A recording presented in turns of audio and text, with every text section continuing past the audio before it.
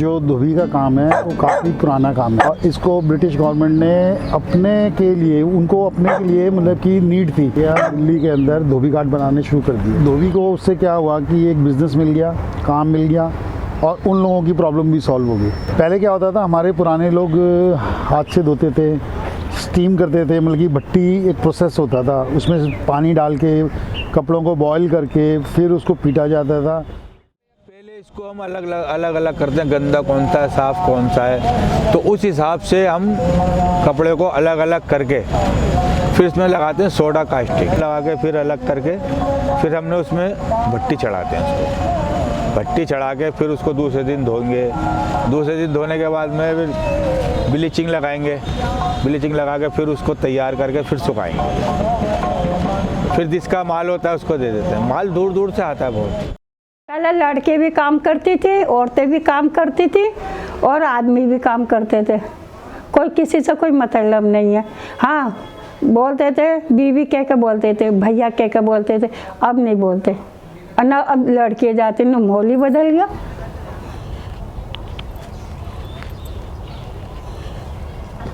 अभी यमुना को साफ़ करने के लिए तो ये सारे धोबी घाट्स जो हैं यमुना से हटा दिए गए हैं। कोर्ट के आदेश थे कि धोबी लोग जो जमुना के किनारे काम करते हैं वो जमुना को गंदा कर रहे हैं, इसलिए कोर्ट का आदेश पे जो है जमुना से हटा दिया गया सारे धोबियों को। दिल्ली सरकार ने हमें पक्का घाट भी बना कर दिया था, जिसे 2006 पे सरकार ने बिल्डोजर चला दिया। नदी किनारे पे हमने घाट बना रखा है। जमुना नदी पे किनारे क्या घाट बना रखा है, बस जैसे समझ लो जब मर्जी उठाओ चूल्हा वाला हिसाब किताब है, जब मर्जी उठ सकते हैं। बार बार डीडे वाले ये आकर कहते हैं कि आपके सरफ से यमुना प्रदूषित हो रही है। अरे भाई, ये इतने मकान हैं, क्या इनका पानी, इनका सरफ का केमिकल का पानी क्या यमुना में नहीं जा रहा? पहले ये जो घाट था हमारा जमुना के किनारे हुआ करता था, ITO के पास। इन दिनों बाढ़ का ज़्यादा खतरा होता था तो कभी भी पानी छूटता था पीछे से। अब तो खैर कम हो गया है, पहले बाढ़ के चांस काफ़ी रहते थे, तो इस वजह से ज़्यादातर उनको हटाया गया वहाँ से। फिर परेशानी हुई, फिर AK वालिया थे उस टाइम पे, उन्होंने जगह लौट करके घाट बनवाया और सबको यहाँ शिफ्ट करा जो भी उस घाट पे थे ITO पे जमुना के किनारे।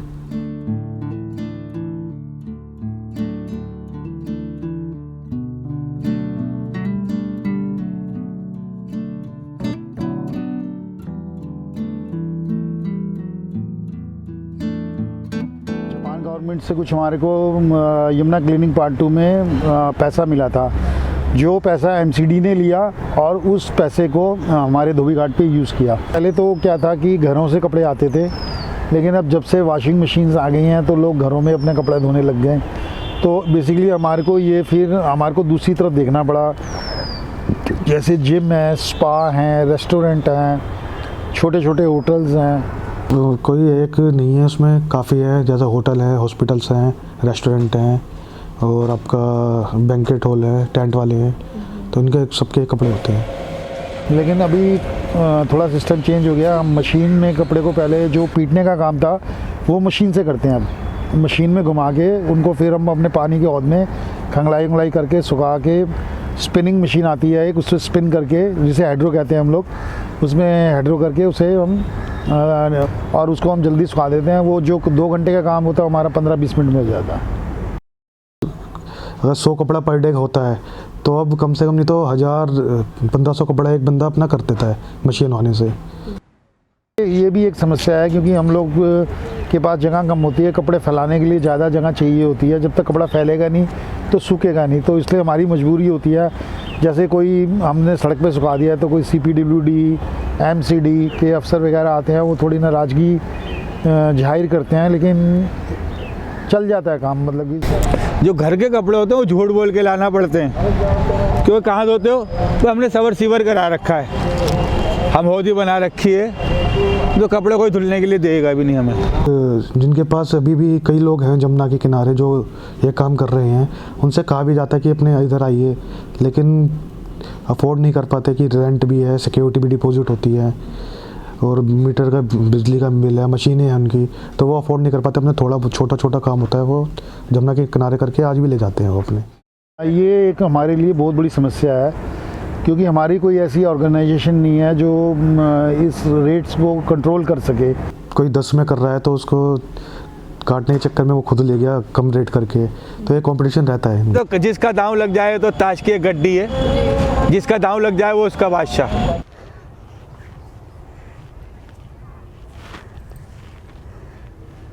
तीन कौमों को बहुत गरीब निगाह से देखता है बिरादरियों को। एक धोबी भाई हो गया, एक हमारे झाड़ू लगाने वाले भाई हो गए, एक मोची हो गए जो जूता सीते हैं वो भाई हो गए, उनको बड़े गरीबी निगाह से देखता है लोग बाग। धोबी किसी का गुलाम नहीं है, अपने वो अभी काम करा, किसी ने कुछ कह दिया, मैं उसे बर्दाश्त नहीं होने की, मैं छोड़ देती हूँ फौरन। तेरी धर्मशाला तेरे पास है, मैं अपने पास हूँ। हाथ बेचे, इज्जत नहीं बेची। नहीं देखिए, हम तो खुला कहते हैं धोबी है, धोबी के घर में जन्म लिया है तो धोबी तो कहेंगे, लेकिन सरकार ने रूल भी निकाले हैं कि मतलब मिसयूज़ करके ना बोलें। यहाँ पे जो भी तक कर रहे हैं सब पुश्तैनी काम है सबके, लेकिन आजकल कईयों ने खोल दी है शॉप अपनी, अदर कास्ट के होके धोबी लाइन में घुस रहे हैं और सब लोग अपने पीछे की पुश्तैनी काम कर रहे हैं, जिनके दादा करते थे, फिर पापा करते थे, फिर वो अब खुद कर रहे हैं। कुछ एक दो बच्चे हैं जो जिनको काम नहीं मिलता, वो लोग थोड़ा सा मतलब कि रिलेशन में आ जाते हैं, कोई बुआ मामा फूफा का होता है तो उसको हम काम पे करने देते हैं। कोई ऐसे भी हैं जिनके जॉब भी हैं, जॉब भी कर रहे हैं, सुबह अपना ये काम करते हैं, फिर शाम को अपने जॉब। कईयों की है, कोई अपना बैटरी रिक्शा चला रहा है, कोई मतलब अपना वही कर रहे हैं। किसी की गवर्नमेंट जॉब भी है जो अपने सुबह के टाइम ये करते हैं और फिर उसके बाद अपनी जॉब पे चले जाते हैं। ऐसे क्लरिकल जॉब्स होते हैं ऑफिस के अंदर, कंप्यूटर डाटा फीड करना, ये छोटे मोटे प्राइवेट जॉब्स कर लेते हैं 8 घंटे का, तो सवेरे अपने पेरेंट्स के साथ आके हेल्प भी करा देते हैं और शाम को भी आके हेल्प करा देते हैं, तो उन लोगों के लिए थोड़ा सा एक्स्ट्रा मनी का पर्पस हो जाता है।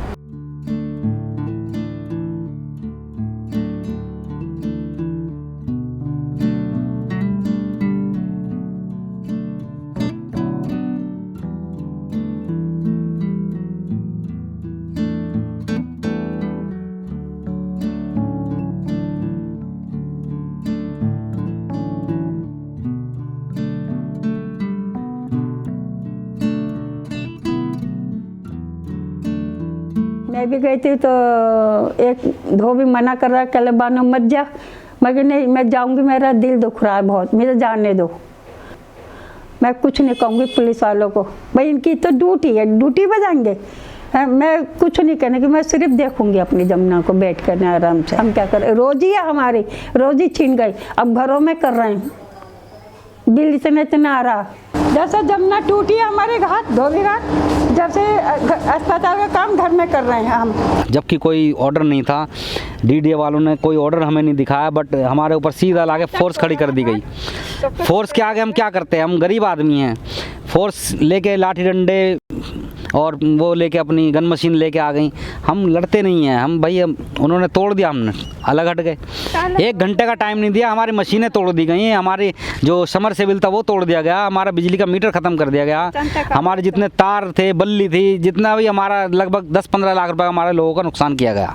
उसके बाद अब ये जल बोर्ड के लिए प्लांट के लिए ज़मीन ली गई है 1 एकड़ लगभग, तो हमें कोई इससे दिक्कत नहीं है कि भाई सरकारी ज़मीनें ले लो, हम कोई कब्जा थोड़ी करें, लेकिन उसके साथ साथ हमारे रोज़गार की तरफ भी देखा जाए। बार डीडीए वाले ये आकर कहते हैं कि आपके तरफ से यमुना प्रदूषित हो रही है।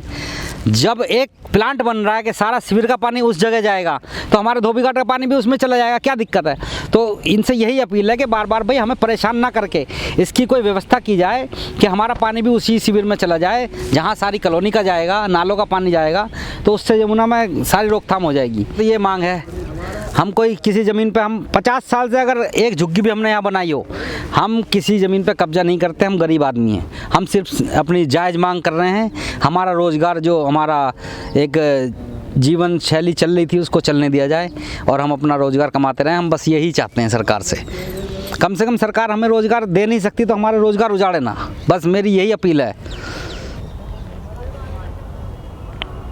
बेटा बात ये है, अगर हर आदमी आज के दौर में सहूलियत चाहता है ना सहूलियत, लेकिन सहूलियत कहाँ मिल रही है आजकल। डेवलपमेंट की बात तो ऐसी है क्योंकि ज़माना हाईटेक हो गया है और हाईटेक की वजह से हमारे जो बच्चे हैं वो इस जॉब को नहीं करना चाहते, तो मैं ये चाहता हूँ कि मेरे धोबी घाट पे हाईटेक मशीन्स लगे, लैपटॉप्स वगैरह लगे, जिससे हमारे बच्चे लोग इसको अच्छे रन करें इसको ठीक से, और जिससे प्राइस ऑफ कॉस्टिंग कम आएगी, तो एक गरीब आदमी भी फिर हमसे कपड़े धुलवा सकता है।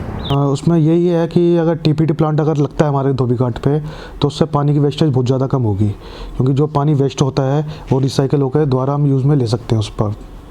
तो मेन तो टीपीटी प्लांट है मेन। हाँ, लेकिन अगर दिल्ली गवर्नमेंट चाहे तो हमारे को एक दिल्ली धोबी कल्याण बोर्ड बना के अगर वो दे, तो हम उसमें काफ़ी कुछ कर सकते हैं। उसमें हमारे को सरकार से मिलने वाली जितनी सुविधाएं है उसके बारे में नॉलेज रहेगी और उसको हम कर पाएंगे। घाट बन जाए तो जब भी तो कुछ और बात बने, तो आदमी सहूलियत भी रहेगा। हाँ बस चलो सुकून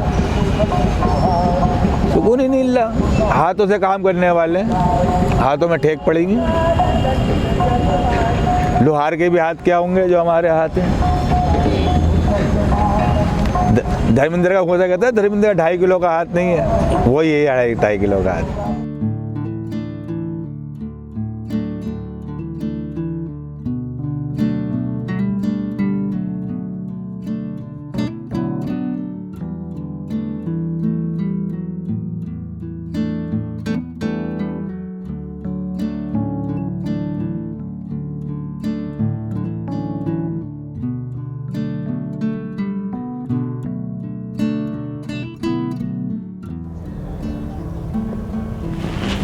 आपको यहाँ पे वापस आके कैसा लग रहा है?